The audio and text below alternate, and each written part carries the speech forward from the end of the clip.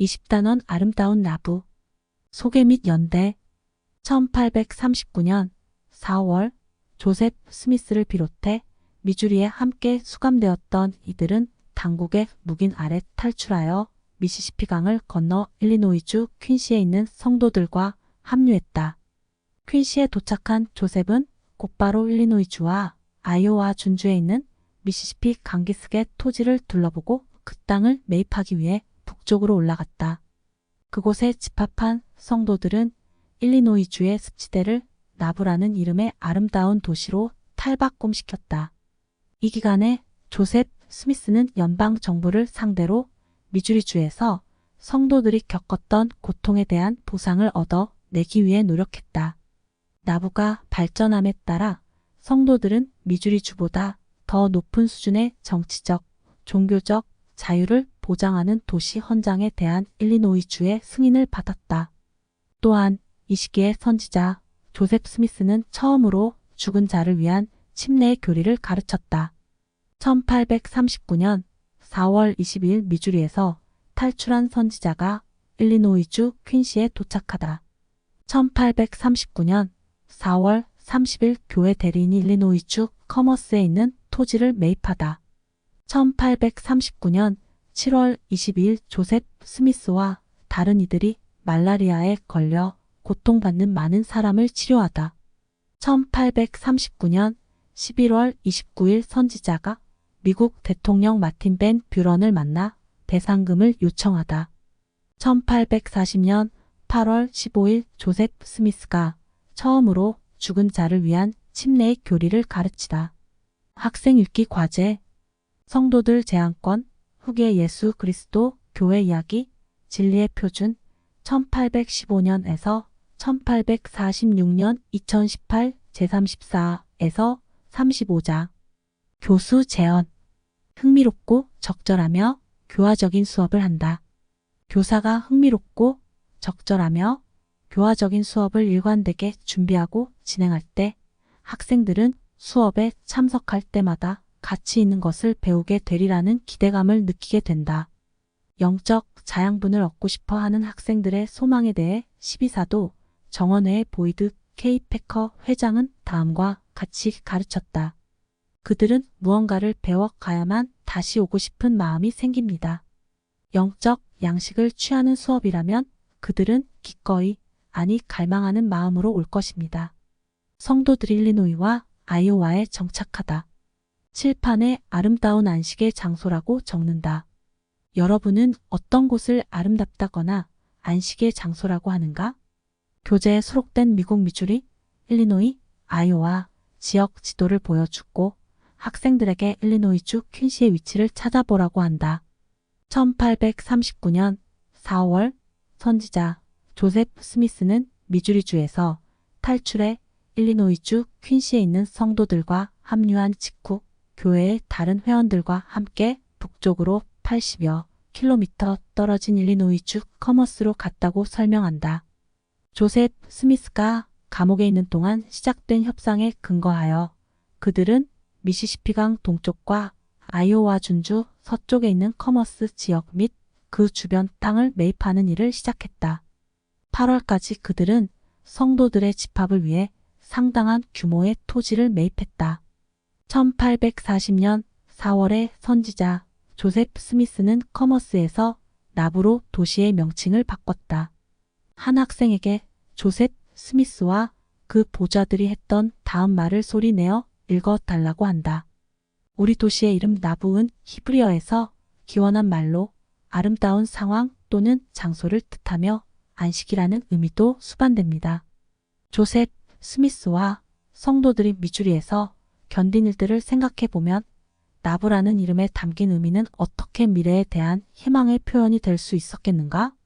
성도들은 1839년 여름부터 이 지역으로 모이기 시작하여 미시시피강 기슭을 따라 땅을 정비하기 위해 부지런히 일했다. 그러나 수백 명의 성도들이 모기에 물려서 말라리아를 심하게 앓게 되었다. 학생들에게 성도들 제한권 제34장을 펴보라고 한다. 학생 몇 명에게 돌아가며 402쪽에 7월 22일 월요일 아침으로 시작하는 문단부터 403쪽에 그날 저녁에로 시작하는 문단까지 소리내어 읽어 달라고 한다. 반원들에게 그 부분을 함께 보면서 성도들이 주님께 받은 도움을 찾아보라고 한다. 이 부분에서 어떤 내용이 특히 와닿는가? 한 학생에게 그날 일어났던 또 다른 사건에 관한 윌포드 우드럽 회장의 다음 말씀을 소리내어 읽어 달라고 한다. 후기 성도가 아닌 한 남자가 여러 기적에 관한 소문을 듣고 조셉 스미스를 찾아왔다. 그는 생후 5개월 정도 된 자신의 쌍둥이 자녀가 아파서 생명이 위독하니 가서 그 아이들을 낫게 해줄 수 없겠느냐고 부탁했다. 그들이 사는 집은 나부강 건너편에 있는 몬트로즈에서 약 3km 떨어진 곳에 있었다. 선지자는 그곳에 갈 수 없다고 대답한 뒤 잠시 생각에 잠기더니 아이들을 낫게 해줄 사람을 보내주겠다고 말했다. 그리고 조셉은 나를 보며 이렇게 말했다. 이 남자분과 함께 가서 아이들을 치유해 주십시오. 조셉은 주머니에서 붉은 피단 손수건을 꺼내어 내게 주면서 의식을 집행할 때 그 손수건으로 아이들의 얼굴을 닦아 주면 그들이 나을 것이라고 말했다. 나는 그 남자와 함께 가서 선지자가 명한 대로 했으며 그 아이들은 나았다. 성도들 제안권에 나온 내용과 우드럽 회장의 말씀을 통해 우리는 어떤 원리를 찾을 수 있는가? 학생들은 다음과 같은 몇 가지 원리를 찾을 수 있다. 예수 그리스도를 믿는 신앙을 행사할 때 우리는 신권 권능으로 치유될 수 있다. 이 원리를 칠판에 적는다. 조셉 스미스가 윌포드 우드럽에게 준 붉은 비단 손수건 사진을 보여주며 우드럽 회장은 이 훌륭한 경험을 기억하고 자신과 같은 종교에 속하지 않은 이들을 포함하여 몸이 아픈 모든 사람에게 보여 주었던 조셉의 동정심을 잊지 않기 위해 이 손수건을 보관했다고 설명한다. 윌포드는 치유가 일어난 그날을 하나님의 권능의 날이라고 칭했다. 윌포드 우드럽, 리브즈, 프롬 마이 저널 1882-62 그날 많은 사람들이 말라리아에서 치유되었지만 이듬해까지도 여전히 말라리아와 다른 질병에 시달린 사람들도 많았으며 그중 몇몇은 사망하기도 했다. 에드워드 파트리지 감독이 1840년 5월에 질병으로 사망했고 조셉 스미스 1세도 1840년 9월에 세상을 떠났다. 당시에 왜 어떤 사람은 병 고침을 받은 반면 어떤 사람은 사망했던 것일까? 선지자들의 말씀을 활용한다. 선지자들의 말씀을 읽으면 학생들이 찾은 교리와 원리를 더 잘 이해하는 데 도움이 될 수 있다. 제1회장단의 제1루벤 클라크 회장은 다음과 같이 가르쳤다. 제1회 장단과 12사도 정원회에서 봉사하는 사람들에게는 한 가지 특별한 은사가 있습니다. 그들은 선지자, 선견자, 계시자로 지지되며 사람들을 가르치는 것과 관련하여 한 가지 특별한 영적 엔다우먼트를 받습니다. 그들은 전체를 아우르는 교회 회장의 권능과 권세 아래에서 하나님의 마음과 뜻을 그분의 백성에게 선포할 권한과 권능과 권세가 있습니다. 반원들이 칠판에 쓰인 원리를 더 잘 이해할 수 있도록 한 학생에게 제1회장단의 델린 H. 옥스 회장이 전한 다음 말씀을 소리내어 읽어 달라고 한다.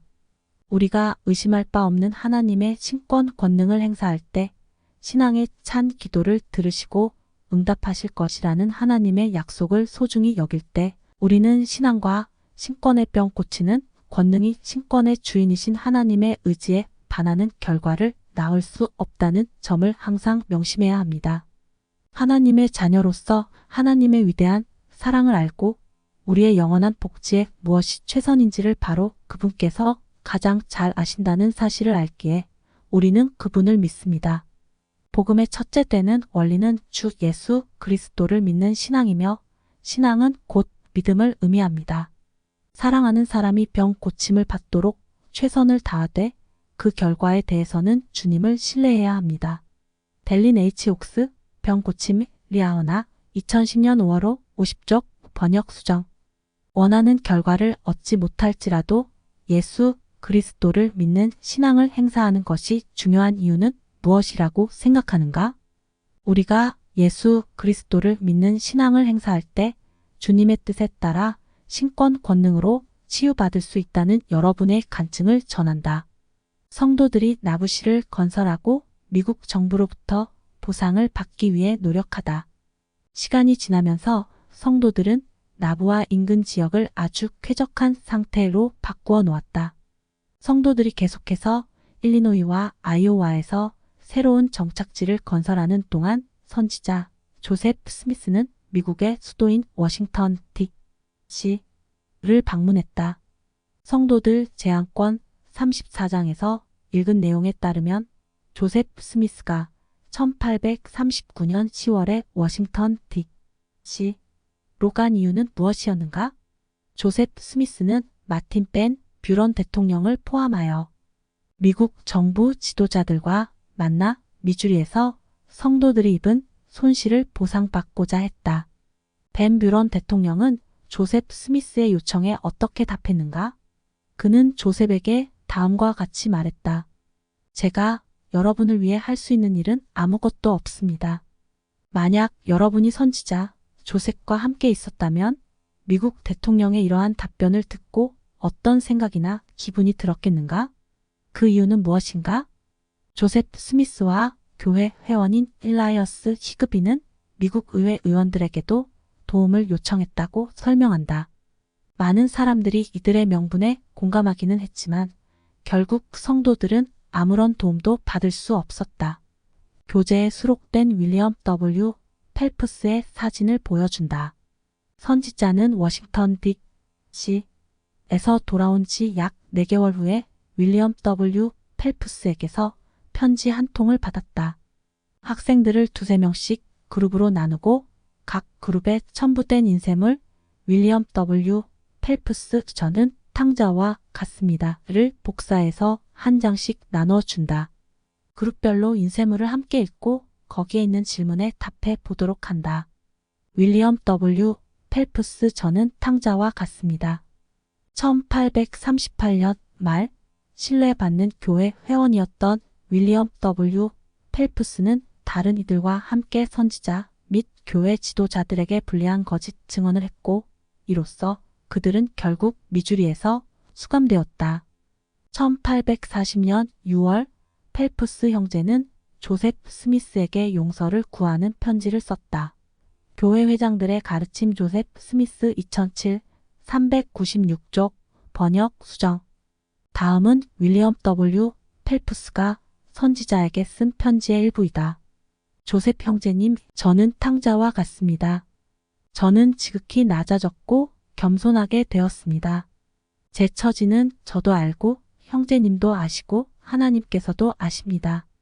만일 친구들이 도와준다면 저는 구원받고 싶습니다. 저는 잘못을 저질렀으며 진심으로 뉘우치고 있습니다. 들보는 제 눈 속에 있습니다. 예수 그리스도의 이름으로 모든 성도들께 용서를 구합니다. 저는 여러분의 우정이 필요합니다. 윌리엄의 거짓 증언이 성도들에게 그처럼 많은 고난을 초래했다는 것을 아는 상황에서 여러분이라면 용서와 우정을 구하는 윌리엄에게 어떤 반응을 보였을 것 같은가?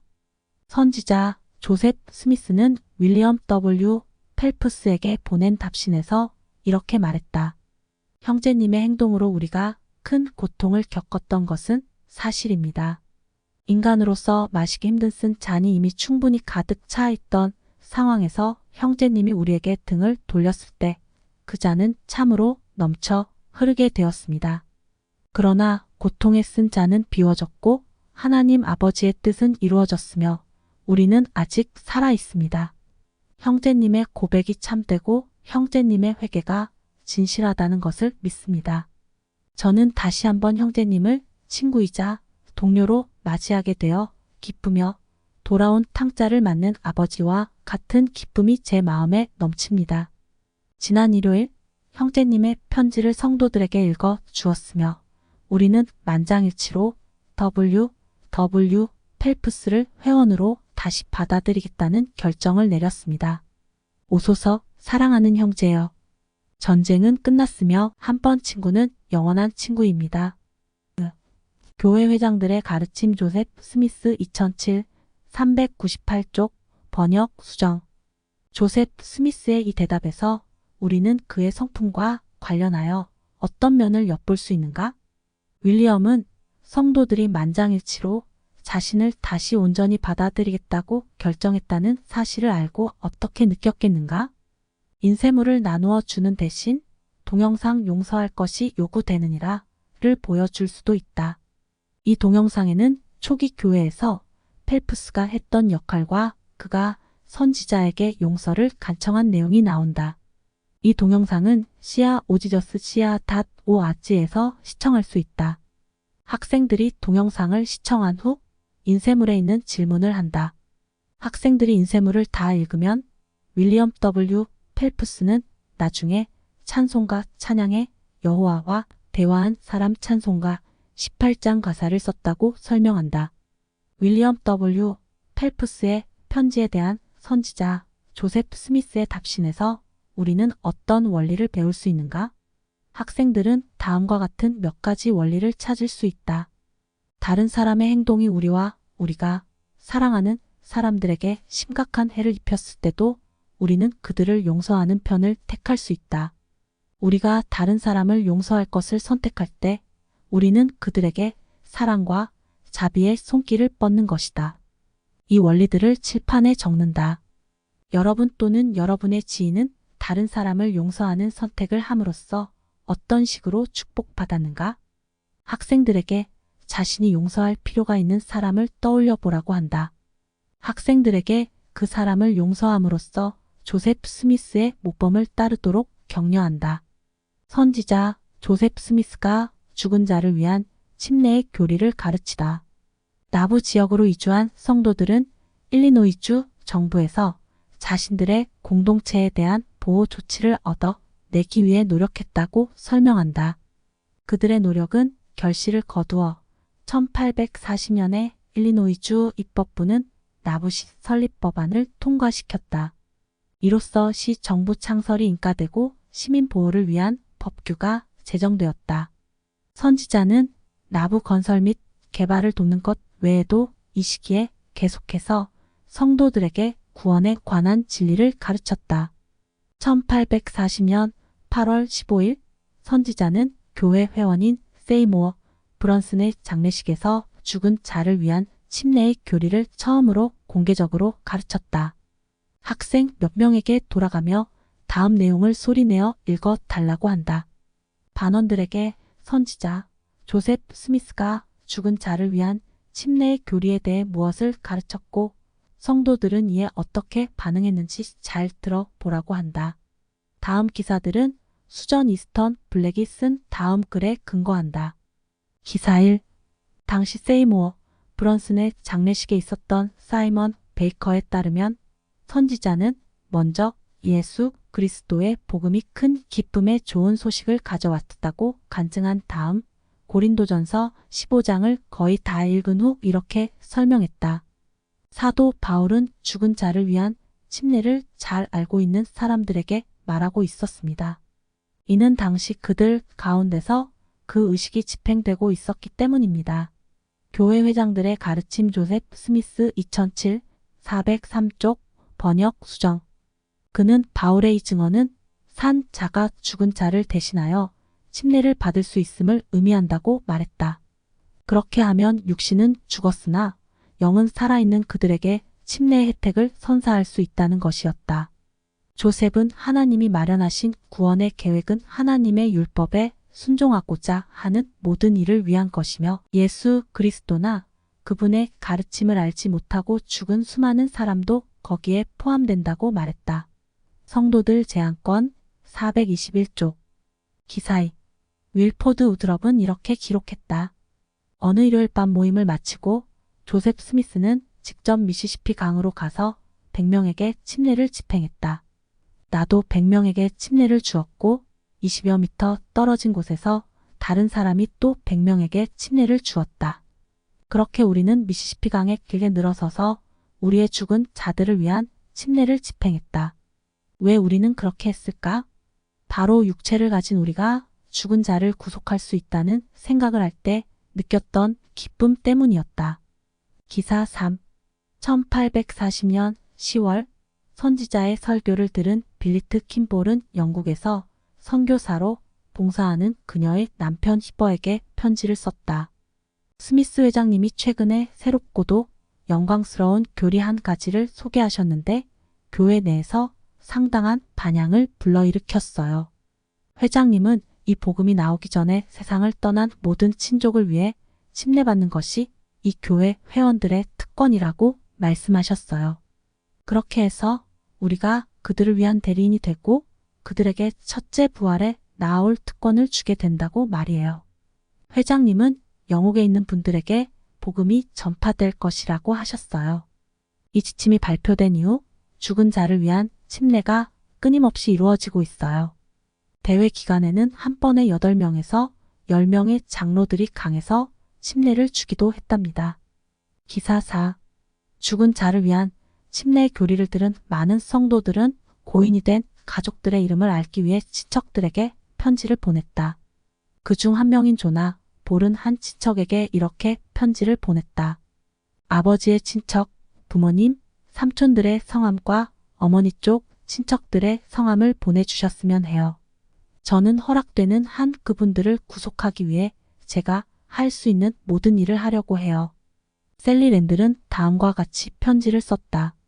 돌아가신 일가 친척분들 모두의 성함을 적어서 보내주세요. 적어도 할아버지와 할머니의 친척분들 성함은 꼭 보내주세요. 저는 사랑하는 사람들을 구원하기 위해 제가 할 수 있는 바를 하려고 해요. 이러한 기사에서 우리는 무엇을 배울 수 있는가? 학생들의 대답을 들으면서 그들이 배운 진리를 칠판에 적는다. 필요하다면 다음과 같은 진리를 찾을 수 있도록 도와준다. 우리는 죽은 자를 위한 침례를 행함으로써 복음을 알지 못하고 죽은 우리의 조상을 구속하는 일을 도울 수 있다. 이 교리는 당시 후기 성도들에게 왜 그렇게 중요했을까? 여러분은 조상들이 침례를 받고 다른 구원 의식을 받도록 도움으로써 어떤 축복을 받았는가? 수업을 하며 칠판에 적은 진리들을 다시 한번 살펴보고 그것에 대한 여러분의 간증을 전한다. 학생들에게 이런 진리를 그들의 생활 속에서 어떻게 더 온전히 적용할 수 있을지 생각해 보라고 권유한다. 학생들에게 성도들 제안권 36장을 읽고 다음 수업을 준비해 오라고 한다. 보충 및 배경 설명. 선지자 조셉 스미스가 펜실베이니아주 필라델피아에서 전도하다. 정부 관리들에게 보상을 요청하기 위해 미국 동부에 있는 동안에도 조셉 스미스는 그곳에서 복음 전파에 힘썼다. 팔리 피프렛 장로는 선지자 조셉 스미스가 필라델피아에서 전한 설교에 대해 간증했다. 조셉 형제와 함께 필라델피아에 머무는 동안 굉장히 규모가 큰 어느 교회 건물에서 설교를 할 기회가 있었다. 조셉의 설교를 듣기 위해 그곳에 모인 사람은 3천여 명에 달했다. 리그돈 형제가 먼저 말씀을 전했다. 그는 성경을 가지고 자신의 교리를 설명하며 복음에 대해 이야기했다. 그가 말을 마쳤을 때 조셉 형제는 포효하려는 사자처럼 일어나 성신으로 충만하여 큰 권능으로 말씀을 전했다. 그는 자신이 본 시험과 자신이 받았던 천사의 성역에 대해 그리고 자신이 몰몬경 금판을 어떻게 찾았고 하나님의 은사와 권능으로 그것을 어떻게 번역했는지에 대해 간증했다. 그의 설교는 이렇게 시작되었다. 그처럼 영광스러운 하늘의 메시지에 대해 그리고 그 영광스러운 기록을 찾은 것에 대해 간증할 용기가 있는 사람이 아무도 없다면 이곳에 모인 사람들을 위해 제가 그 간증을 전해야 한다고 생각합니다. 이 간증을 여러분이 어떻게 받아들일지는 하나님께 맡기겠습니다. 그곳에 모인 모든 사람들은 크게 놀랐고 어떤 면에서는 전율을 느꼈다. 그들은 조셉이 전한 진리와 권능과 기적에 압도되었다. 그들은 깊은 인상을 받았고 많은 사람이 교회에 들어왔다. 나는 조셉이 신앙에 찬 자신의 강한 간증을 통해 자신의 옷이 그들의 피로부터 깨끗하게 되도록 했음을 간증한다.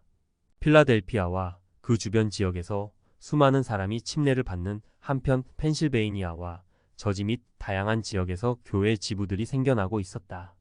다른 사람을 용서함. 우리가 누군가를 용서한다고 해서 자신의 행동에 대한 그 사람의 책임이 없어지는 것은 아니다. 교리와 성약 64편 12에서 14절 잠조 70인 회장단의 데이비드 이 소렌슨 장로는 이렇게 가르쳤다. 저는 죄를 용서하는 것을 악을 묵인하는 것과 혼동하지 말 것을 분명히 해둡니다.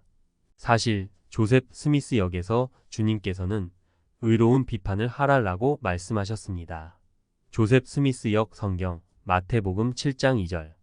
구주께서는 우리에게 모든 형태의 악을 버리고 물리칠 것을 당부하십니다. 우리에게 상처를 주는 이웃을 용서해야 하지만 그러한 피해가 반복되는 것을 방지하기 위하여 우리는 건설적인 노력을 기울여야 합니다. 학대를 받은 여성은 복수하려고 해서는 안 되지만 더 이상의 학대를 예방하기 위한 조치를 취할 수 없다고 생각해서도 안 됩니다. 거래에서 불공정한 대우를 받은 사업가는 부정직하게 행동한 상대방을 미워해서는 안 되지만 잘못을 시정하기 위해 적절하게 대처할 수 있습니다. 용서는 우리가 악을 수용하거나 묵인하라는 것이 아닙니다. 주변 세상이나 우리 삶에서 눈에 보이는 잘못을 묵과하라는 것도 아닙니다. 하지만 죄에 대항하여 싸울 때 우리의 생각이나 행동이 미움이나 분노에 좌우돼서는 안 됩니다. 데이비드 이 소렌슨 용서를 통해 원하는 사랑으로 바뀝니다. 리아오나 2003년 5월 12쪽 하늘 어머니에 관한 조셉 스미스의 가르침. 성도들 제안권 제34장에는 우리에게 하늘 어머니가 있다는 조셉 스미스의 가르침이 나온다.